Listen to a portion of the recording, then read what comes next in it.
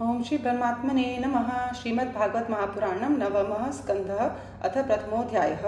वैवस्वत मनु के पुत्र राजा सुद्युम्न की कथा। अब हिंदी में।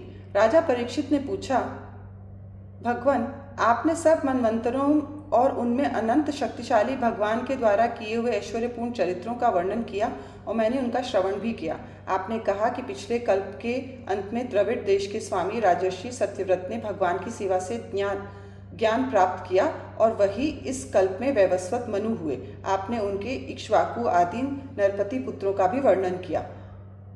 ब्रह्मांड, अब आप कृपा करके उनके वंश और वंशों में होने वालों का अलग अलग चरित्र वर्णन कीजिए। महाभाग, हमारे हृदय में सर्वदा ही कथा सुनने की उत्सुकता बनी रहती है।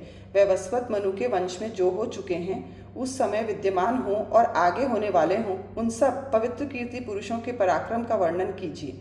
सूत जी कहते हैं, शौनकादि ऋषियों, ब्रह्मवादी ऋषियों की सभा में राजा परीक्षित ने जब ये प्रश्न किया, तब धर्म के परम मर्मज्ञ भगवान श्री सुखदेव जी ने कहा, परीक्षित, तुम मनुवंश का वर्णन संक्षेप से सुनो।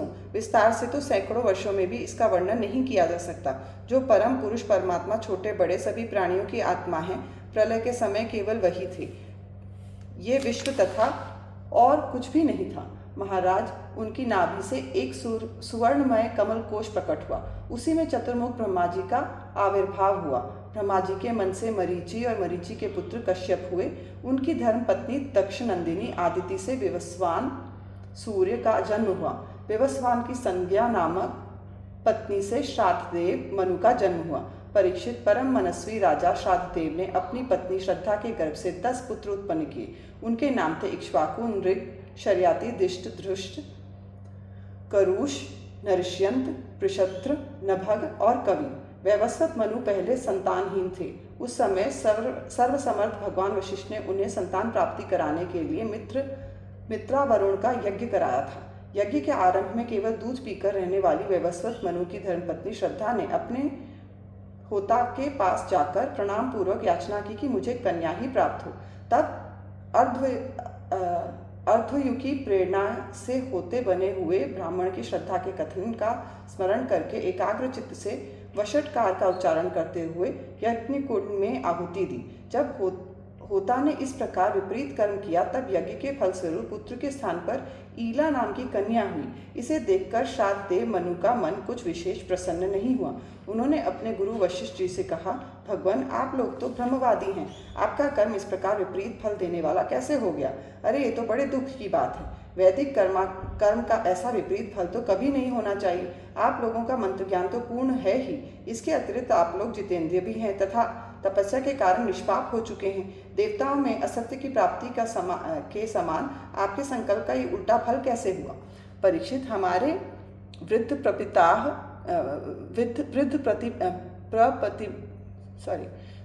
वृद्ध प्रपितामह भगवान वशिष्ठ ने उनकी ये बात सुनकर जान लिया कि होता ने विपरीत संकल्प किया है।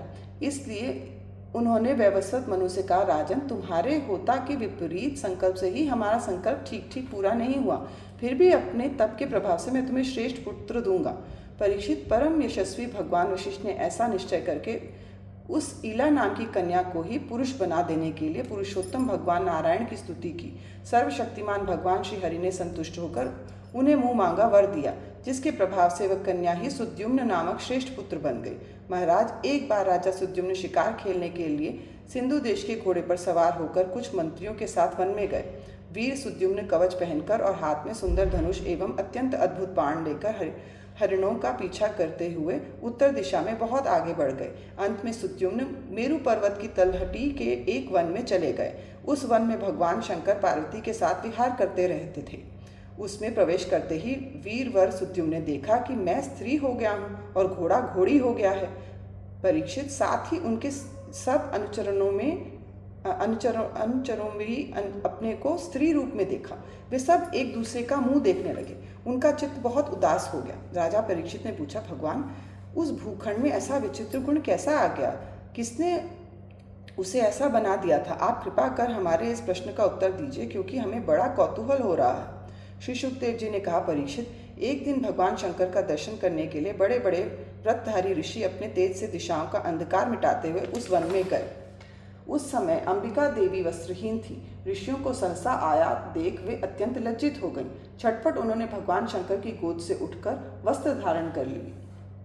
ऋषियों ने भी देखा कि भगवान गौरी शंकर इस समय विहार कर रहे हैं, इसलिए वहां से लौटकर वे भगवान नर नारायण के आश्रम पर चले गए।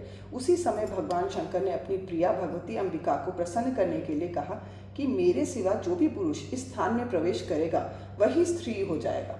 परीक्षित तभी से पुरुष उस स्थान में प्रवेश नहीं करते। अब सुद्युम्न स्त्री हो गए थे, इसलिए वे अपनी स्त्री बने हुए अनुचरों के साथ एक वन से दूसरे वन में विचरने लगे। उसी समय शक्तिशाली बुद्ध ने देखा कि मेरे आश्रम के पास ही बहुत सी स्त्रियां घिरी हुई एक सुंदरी स्त्री विचर रही है। उन्होंने इच्छा की कि ये मुझे प्राप्त हो जाए। उस सुंदरी स्त्री ने भी चंद्रकुमार बुद्ध को पति बनाना चाहा। इस पर बुद्ध ने उसके गर्भ से पुरूरवा नाम का पुत्र उत्पन्न किया। इस प्रकार मनुपुत्र राजा सुद्युम्न स्त्री हो गए। ऐसा सुनते हैं कि उन्होंने उस अवस्था में अपने कुल पुरोहित वशिष्ठ जी का स्मरण किया। सुद्युम्न की ये दिशा देखकर वशिष्ठ जी के हृदय में कृपावश अत्यंत पीड़ा हुई। उन्होंने सुद्युम्न को पुनः पुरुष बना देने के लिए भगवान शंकर की आराधना की। भगवान शंकर वशिष्ठ जी पर प्रसन्न हुए। परीक्षित, उन्होंने उनकी अभिलाषा पूर्ण करने के लिए अपनी वाणी को सत्य रखते हुए ही ये बात कही, वशिष्ठ, तुम्हारा ये यजमान 1 महीने तक पुरुष रहेगा और 1 महीने तक स्त्री। इस व्यवस्था से सुद्युम्न इच्छा अनुसार पृथ्वी का पालन करे। इस प्रकार वशिष्ठ जी के अनुग्रह से व्यवस्था पूर्वक अभीष्ट पुरुष तत्व लाभ करके सुद्युम्न पृथ्वी का पालन करने लगे, परंतु प्रजा उनका अभिनंदन नहीं करती थी। उनके 3 पुत्र हुए, उत्कल, गय और विमल। परीक्षित, वे सब दक्षिणापथ के राजा हुए। बहुत दिनों के बाद वृद्धावस्था आने पर प्रतिष्ठान नगरी के अधिपति सुद्युम्न ने अपने पुत्र पुरूरवा को राज्य दे दिया और स्वयं तपस्या करने के लिए वन की यात्रा की। इति श्रीमद्भागवते महापुराणे पारमहंस्यायां संहितायां 9वे स्कन्धे इलोपाख्याने प्रथमोऽध्यायः।